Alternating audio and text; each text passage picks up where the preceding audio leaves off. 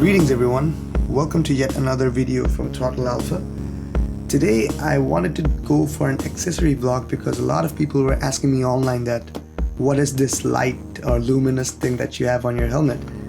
This is mainly an LED strip, nothing else, and such an accessory was provided to me by IgniteBD. They're the ones that are bringing in such LED strips. They have 3 variants for it. The first variant, if you've noticed, is a tubular variant which can take any shape and form. Those are LED tubes and they can be layered to any shape and form that you want on your helmet. This is the second variant and this has a fixed shape and a fixed design, you already noticed, and it's stickered to the helmet body. And the third variant looks like a blade. I'll add everything up in the description box below, don't worry.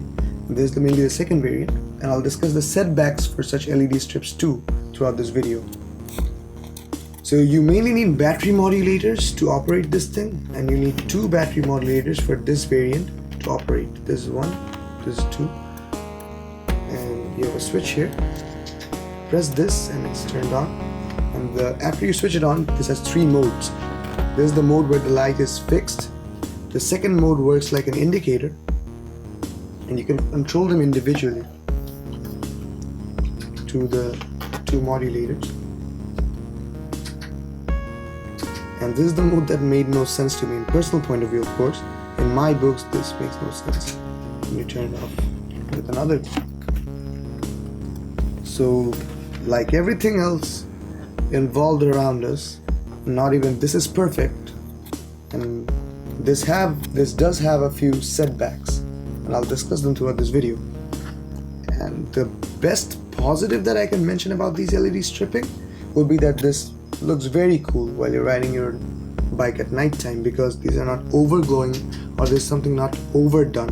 The lighting's perfect, and I'm using an empty Stinger DOT certified helmet, and my helmet has these neon green detailing on it, and I think a green LED strips looks very good with it. And since my bike is green, I think this has been done right.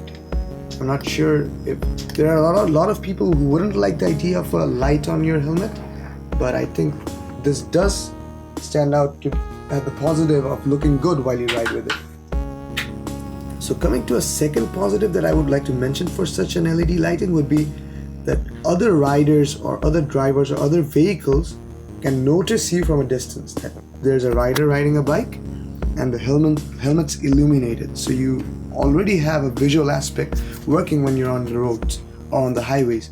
And I think a LED helmet indicator would look very bright on the dark highway conditions.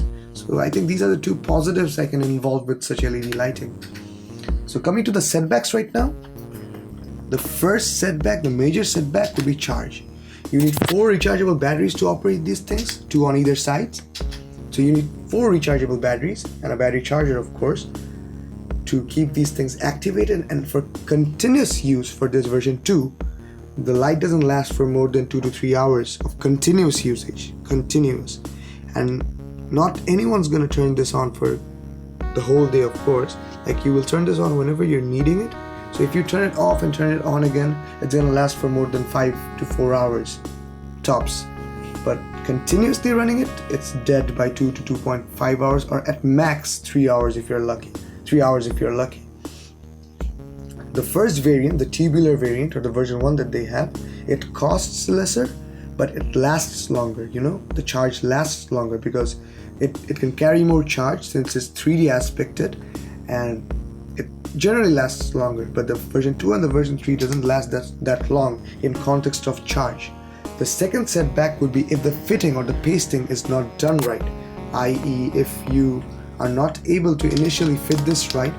This does have air gaps on it.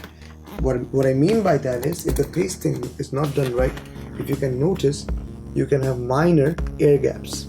See, I have one big and large air gap here. That's an air gap. And the problem with such air gaps, if this is not fitted properly initially, is that they keep increasing over time. The air gaps start getting larger and start spreading throughout the whole pasting body.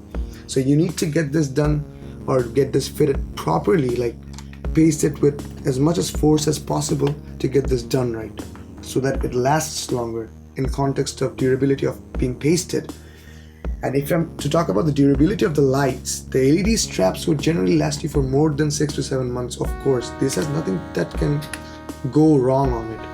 If you're riding on wet or rainy conditions, that's a different story. Electricity, anything might mess up that involves electricity and water together, but there are connecting wires that are made of rubber, and the whole board pasting is very constricted, so I don't think this has anything that might go wrong with it. And see, I've got minor air gaps in a lot of places already out of 8 to 9 days of use. See, air gaps, air gaps, air gaps, and I don't know how much they would keep increasing over time. Air gap.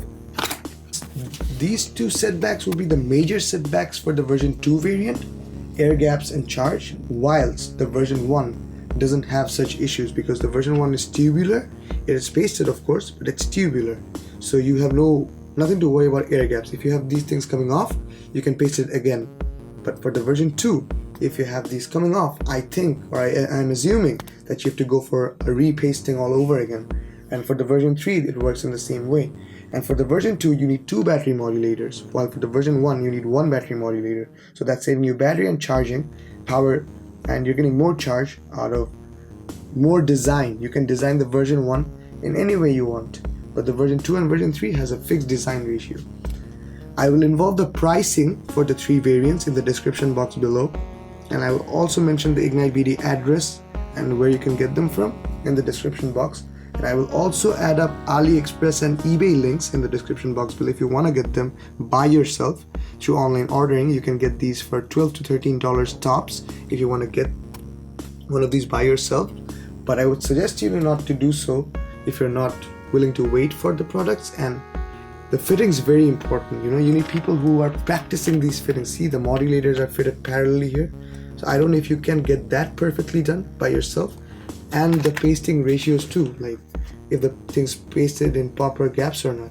You might not be able to get the gaps done right, but IgniteBD did get my gaps done right. I am unhappy about one factor, that this thing is getting air gaps already. I've used it for only 8 to 9 days at max, and this did get 3 large air bumps or air gaps. But if you go out there and if you notice or you're careful about pasting it properly, this is a very durable strip to put on your helmet. I know a lot of people wouldn't like the idea of putting a light on your helmet. A lot of people might hate the idea, but for me, my personal opinion would be this thing does look cool. I can make the conditions darker for you right now to see how it looks in much darker conditions in our minimal light. See, this does look pretty dope because the lighting's not overdone. It's perfect for cruising at night time. It does look pretty cool. It does look pretty good. And since you've already noticed the intro of this video, the lighting does look sick when you have the lighting matched to the color of your bike. You can get red, blue, green, or any other color that you want. You can order colors for yourself or get colors for yourself. So I think if you match the color of these strips with your bike, it's a pretty dope call. It's a pretty out of the box thinking for your helmet. I always get DOT certified and EC certified helmets. Use good helmets because protecting yourself is important while you're riding your motorcycle. A lot of people don't focus on the fact that they need good helmets, or there are some people who don't even wear helmets while riding it, but that's totally bullcrap in my point of view. You need a good helmet. You need a helmet that matches your personality, matches your motorcycle, which gives a signature to your riding. And a helmet is very important. So I hope this video helped every one of you understand the perception or the concept about putting LED strippings on your helmet. Stay tuned until the next video. We'll come up with another video very soon. Like this video, let us know in the comments that how this have helped you or how our other videos have helped you, or even if you found anything shitty about our videos, do let us know. And share these videos, subscribe to our channel. We'll come up with another video very soon. Till then, take care, ride safe, and always wear a helmet. Thank you.